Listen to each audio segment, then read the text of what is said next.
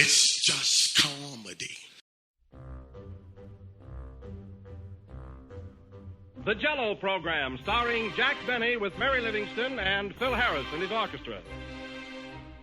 Thank you. This is Groucho Marx. Well, here I am, stepping in over my head again. With Fibber McGee and Molly.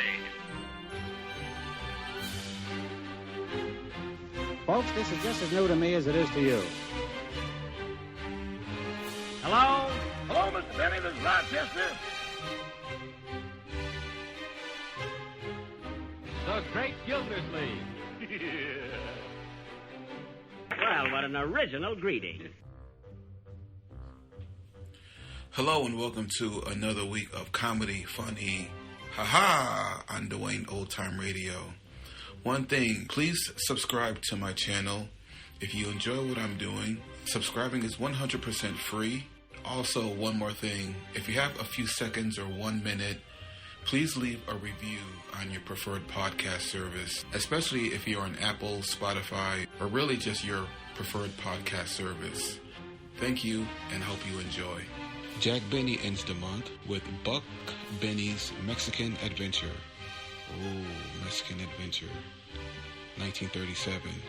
I apologize if there are any insensitive or non-PC jokes in this. 1937, I haven't listened to it yet, but I'm going to imagine there are some non-PC jokes, so get ready. But I'm sure it's still funny.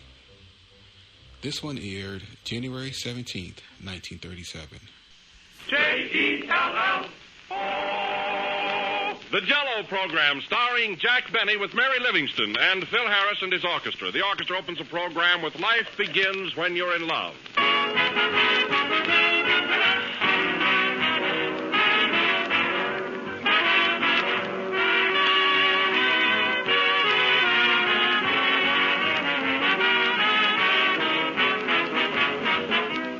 Here's a letter from Alberta, Canada, written by a young wife who asks me not to mention her name, but who gives me full permission to read you this experience of hers.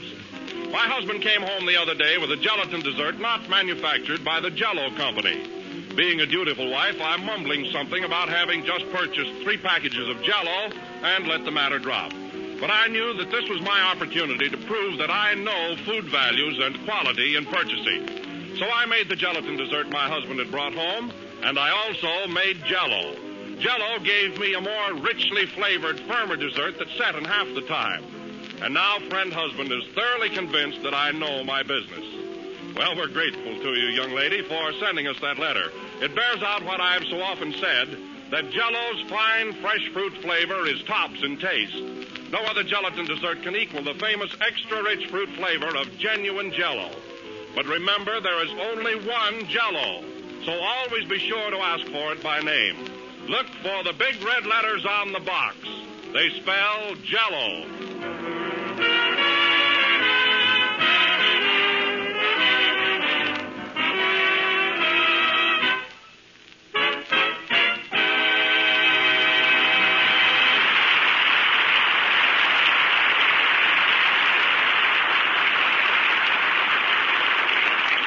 Life Begins When You're in Love, played by the orchestra. Now, ladies and gentlemen, we bring you that violinist with the accent on viol, Jack Benny.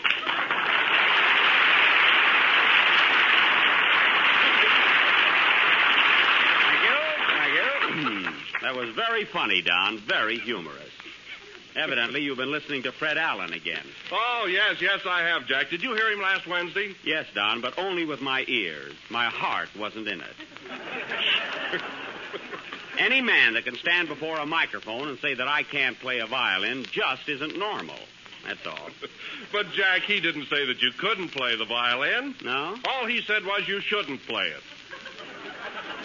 Oh, I see. Say, Jack. Yes, Mary? All I heard him say was you couldn't play the violin at the age of 10. I'm glad you brought that up, Mary, because I've got a photograph of myself right here, taken when I was 10 years old, playing the B on my violin.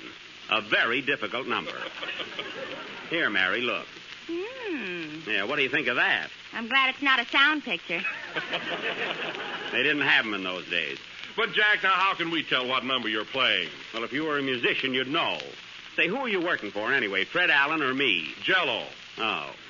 Well, let me tell you something. I played violin in concert halls long before I knew anything about strawberry, cherry, orange, lemon, and lime. You left out raspberry. Yeah. I bet the audience didn't. That's right. Give Alan more ammunition to work with. Let's see that picture a minute, will you, Mary? Yeah, look at it, Phil. You're a musician. That proves conclusively that I'm an artist. Well, Jack, anybody can have a picture taken with a violin. Yes, Phil, but look, can't you tell from the way I'm holding it that I can play? You're holding it upside down. Well, it's much harder that way.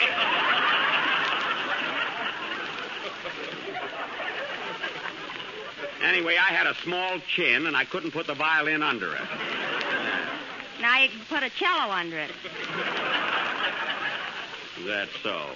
Can I see the picture too, Jack? Why? Why two twos?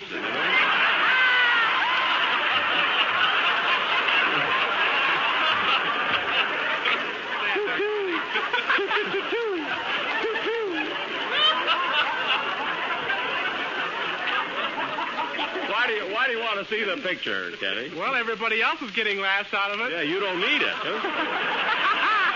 Don't get cute, Kenny. And another thing, Fred Allen said I only had 2 strings on my fiddle. Imagine, that's what he called my Stradivarius, a fiddle. Is it a Stradivarius? That's not the point.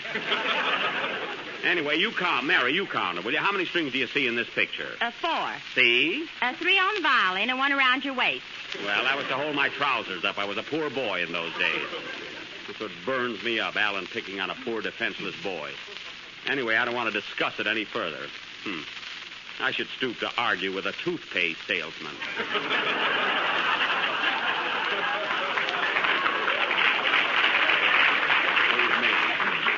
Well, you could use one. I said toothpaste, not toupee. Now, let's forget it. Say, Kenny, I want you to sing your song earlier tonight. It's very important. Okay, Jack. Come in. Mr. Benny? Yes? I want to take this opportunity of wishing you and your company a very, very happy New Year. Say, what is it? How long are you going to keep coming here? Until I get paid. Goodbye. Gee, is he going to stick around all year? It looks like it. Sing, Kenny.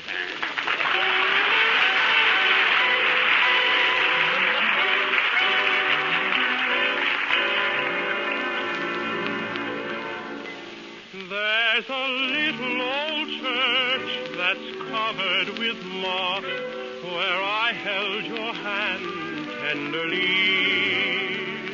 I often go there to gaze at the cross and dream you're there with me.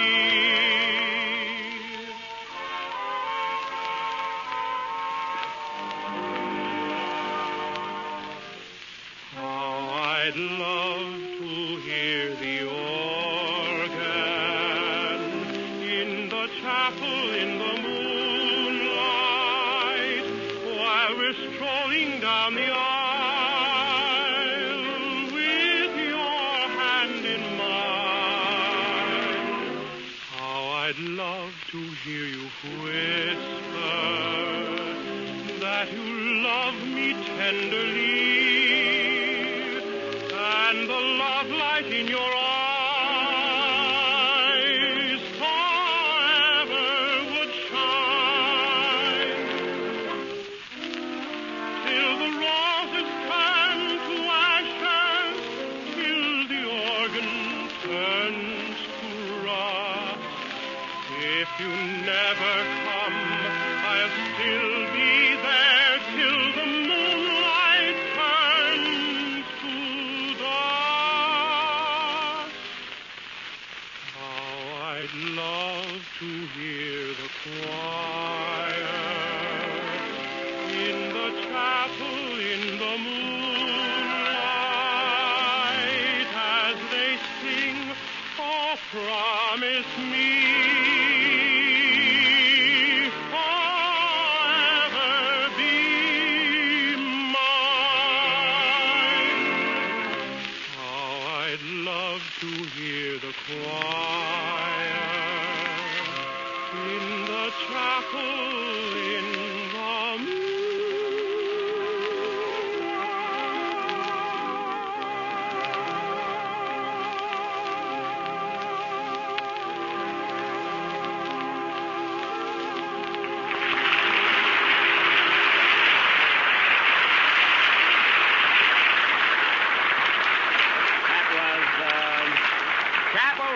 Like, sung by Kenny Baker, and very good, too. And now, ladies and gentlemen, at this moment, we have a great treat in store for you and a real surprise. A guest star who needs no introduction.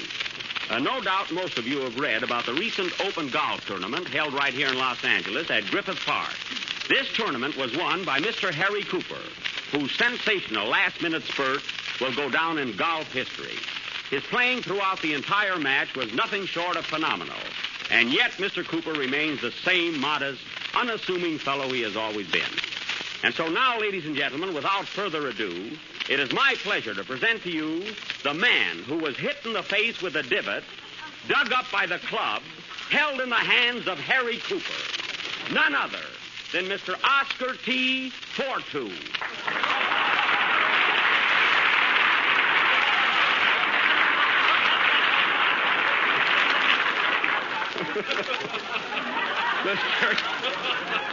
Mr. Fortu, it is a rare privilege to have you appear on our program. Thank you. I know how you feel. Now, as I understand it, a week ago Saturday, you were hit with a divot. That is a clump of dirt thrown up by Harry Cooper's club. Is that correct? Yes, indeedy. Tell me, Mr. Fortu, how did you happen to get hit in the face with a divot? I forgot to pivot. Well, I can hardly believe it. Would you mind telling me exactly how and where you were hit, if you'd be so kindly? Yes. Well, I was standing in the fairway facing Mr. Cooper. I see. And when he struck the ball, he dug up some turf which caught me kerplunk in the kisser. Oh, yes. In fact, some of the dirt went in my nostrils and some of it went in my mouth. Well, and what did you say when that happened? I've got you under my skin. Well, you showed great presence of mind. Yes, indeedy. Mr. Indeedy goes to town. Yes. Tell me, Mr. Fortu, do you do anything else besides getting hit in the face? Oh, very little. Oh. Of course, once in a while, I like a good kick in the pants. You'll get one if you hang around here. Quiet, Miss Livingston. Well, sir, it's been a great honor having you with us, and I hope we'll see you soon again with more dirt than ever on your face. Well, thank you. And here's Muddy. Yes. Well, I must hurry now, as I'm going to see a movie, and it starts in a few minutes. Oh, what's the name of the picture? The Good Earth. Oh. Goodbye.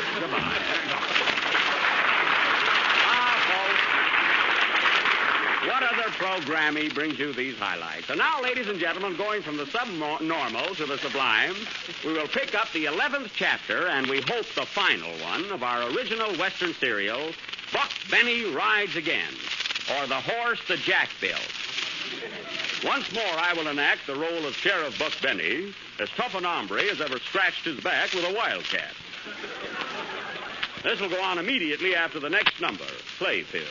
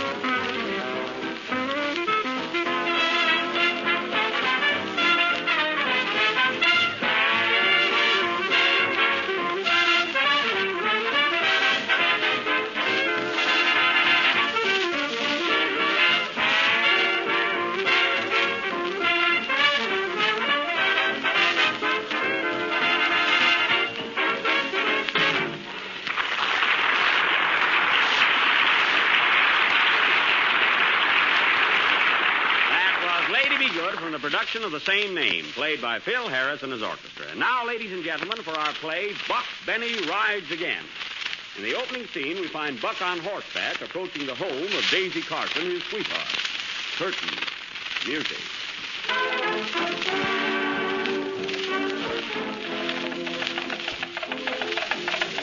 Giddy up, Pep. Giddy up. Whoa, partner, whoa.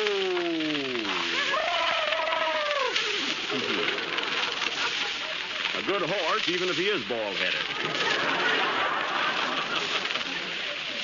Hey, Buck! Buck! Well, thought we'd find you here, Sheriff. Hello, deputies. What's wrong? Two of our guests broke out of jail. They did? Who were they?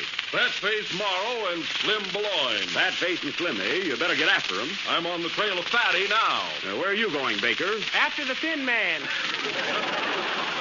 Well, go ahead, boys. Glad you're leaving with a laugh.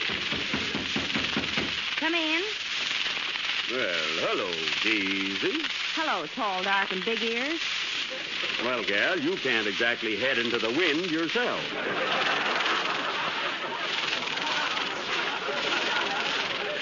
Can I fix you a little breakfast? No, thanks, but I am thirsty. Mind getting me a drink of water, Daisy? Sorry, Buck, but Pappy filled the well full of brandy.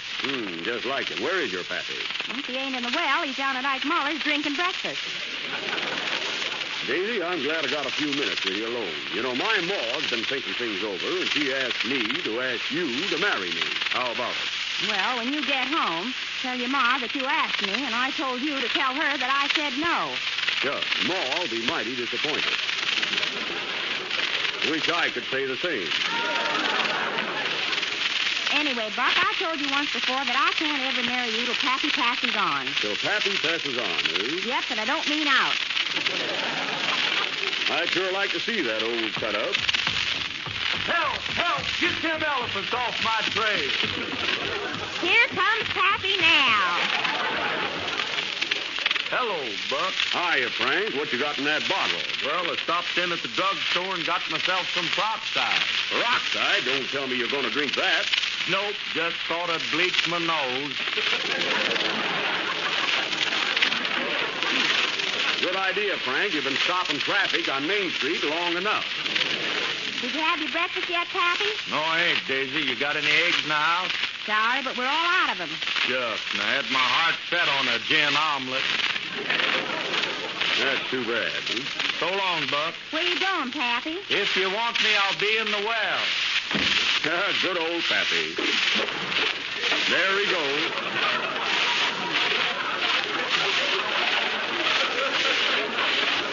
Well, gotta be running along, Daisy. You know, I still haven't found Cactus Face or your Pappy's stolen cows. But it won't be long now. By the time you find our cows, they'll be giving gray milk. Don't worry, gal. You going to reconsider my ma's offer? No, Buck. Anyway, you got a rival now. I'm kind of stuck on somebody else. Oh, yeah? Well, I ain't jealous, gal. But if anybody steps in between you and me, well... Well, what? Just well, that's all. Just plain well. Are you calling me? No, Pappy. Jump back in. Better be careful in that well, Frank. Don't worry, Buck. He swims like a fish, too. Well, that comes in handy. Come in. Hello, Daisy. Hello, chubby puss. Here, Daisy, I brought you a box of chocolates. Thanks. That's the guy, yeah? Why, Annie, these pieces are all melded together. Well, make believe it's a chocolate bar and shut up. Gee, you're cute. I'd never get away with that. Say, Daisy, my ma asked me to ask you to marry me. What do you say? Wait a minute, Andy. My ma asked me to ask Daisy first. Well, my ma likes Daisy better than your ma does. Oh, yeah? Yeah, and your ma better be careful because my ma packs a wicked right. Well, my ma don't chop wood for nothing. Mind if I have a piece of candy? Help yourself, Buck. Thanks. Hey, that's my candy. You keep out of there. Now, let me tell you something, Andy. I'll answer that phone, Daisy. I'm expecting an important call. Hello? Yes? Who? Why, hello, Buck. It's Buck Jones. Buck Jones? Not that big Western movie star. Another? Gee, I should have had my hair done. Have I got time to bite my nails?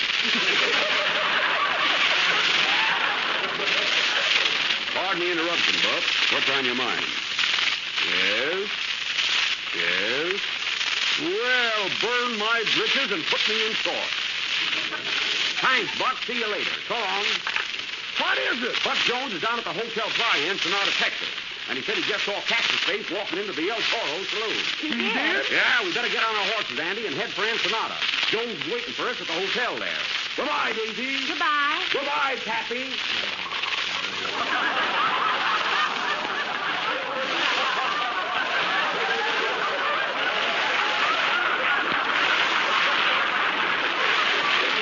I sure will.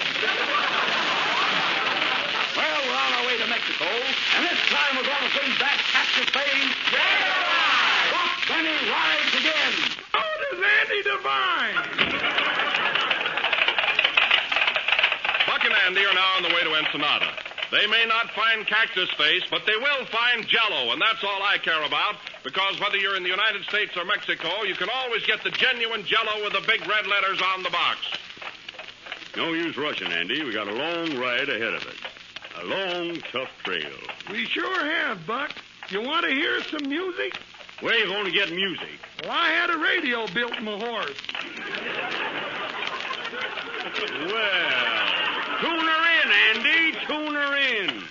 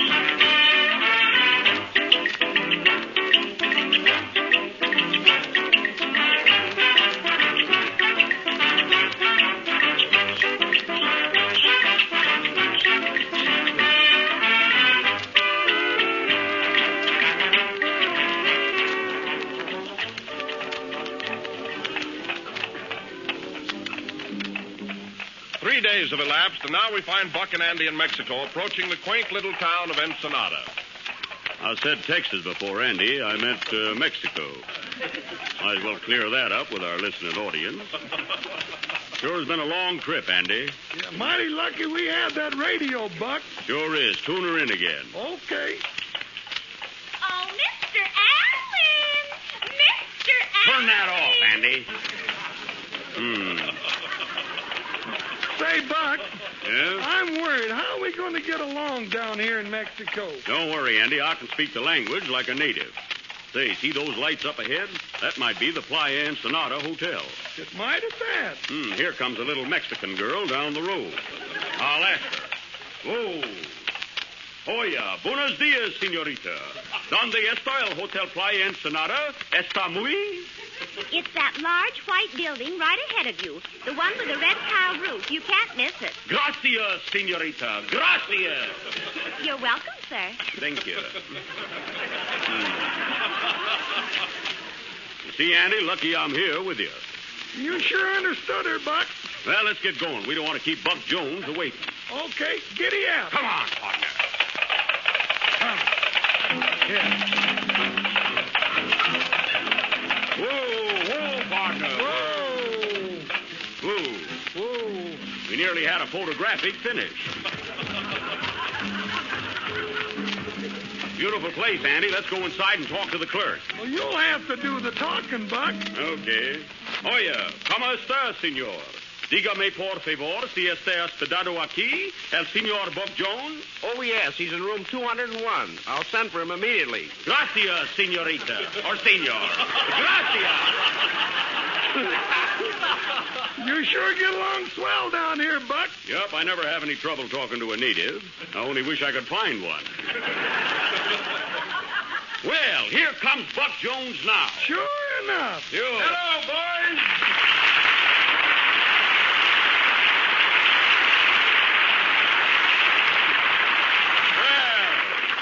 Buck, glad to see you. Sure glad to see you, too, Buck. You know Sheriff Andy Devine. Why, sure. We made a picture together quite a while ago. Remember that, Andy? Yep, and we had a lot of fun making it, didn't we? You know, Buck, I made a couple of pictures myself lately for Paramount.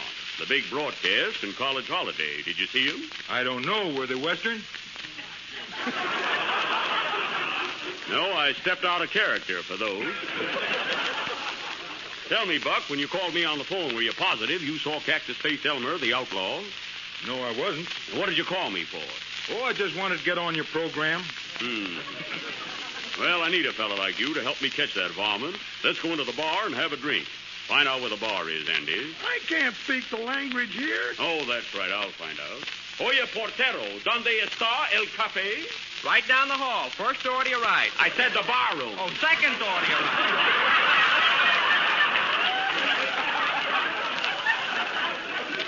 Come on, boys. Let's go in. Well, you having a good time down here in Ensenada, Buck? Sure am, Buck. How about you? Well, I had a rough trip, Buck. And I'm all fuck in. up, Buck. Oh, Buck. My name is Andy. See if you can squeeze that in. Well, here we are, fellas. Have a drink on me. Well, boys, what'll it be? I'll have a gin Buck. What'll you have, Buck? I'll have a Buck Carty. How about you, Sheriff? I'll have a Tom and Andy. That's Tom and Jerry. Well, let Jerry look out for himself. Say, fellas, come here a minute. That bartender looks kind of familiar to me. He does? Might be disguised. Wait a minute, I've got a hunch. Andy, you keep him covered while I talk to him. Okay, Sheriff. And Jones, you circle around the other side and keep him covered from there. Don't tell me what to do. I'm a real cowboy. Oh, well, come on and play. I got a sneaking idea that it's Cactus Face, the fellow who stole Carson's cow. Hey, bartender. Yes, gentlemen. What did you do before you tended bars? I was in the milk business. In the milk business, eh? Yes, sir. From cows to cocktails. Now, listen, fellas. If this guy can't speak Spanish, we got our man. Hey, bartender. ¿Qué conoce usted de este lugar del país? Yo solo de wissen sensores.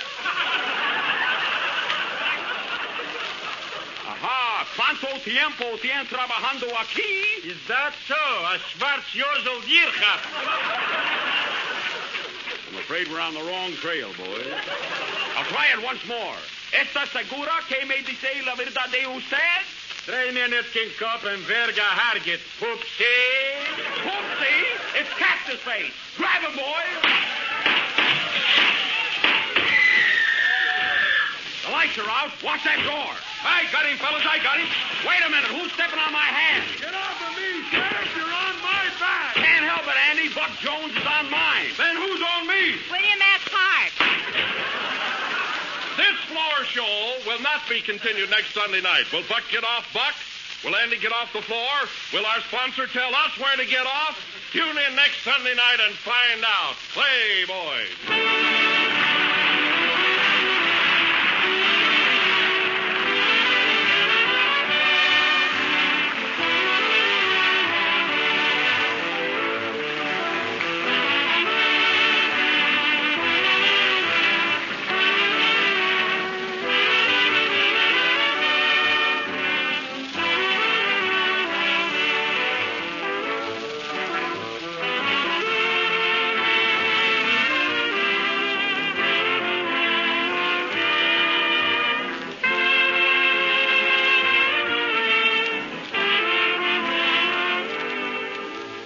This is the time of the year when it's usually difficult to get something new and different into your menus. So here's one suggestion that is bound to give you that welcome touch of variety.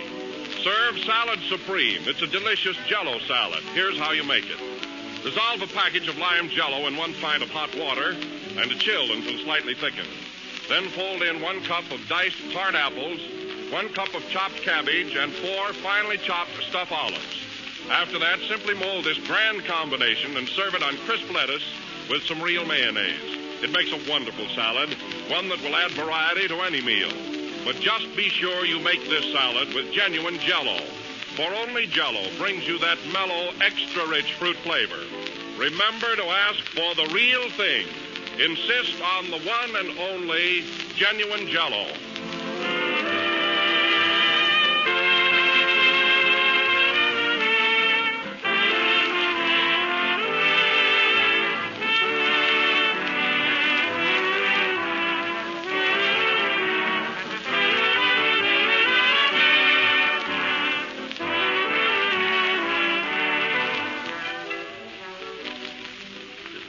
Number of the 16th program of the new Jell-O series, and we'll be with you again next Sunday night. Meanwhile, I want to thank all of our guests this evening. Hope we had as many listeners. Buck Jones of Universal, Andy Devine of Likewise, Patsy Flick of Warner Brothers, and Jack Benny of Waukegan. Buenas noches, folks.